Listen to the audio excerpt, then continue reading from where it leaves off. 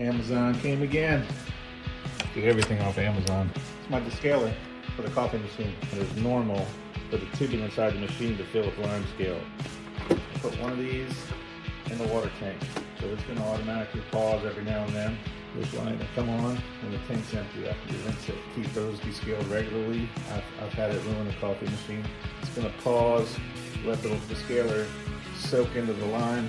Look, it's milky again 4 times so far. It looks like it ran out of water. I'm going to put clean water in it, put it back in the machine, and let it flush it all out. Counterclockwise, as far as it'll go, to half a turn. This is the adjustment on how much coffee goes into it, how strong, how much coffee, and then there's adjustments. See the alarm light went off? That comes out, and then you have to clean this as well. Looks like it finished. Light came on. I've rinsed it twice. So I'm gonna go ahead and make a cup of coffee. I'm telling you, makes a great cup of coffee.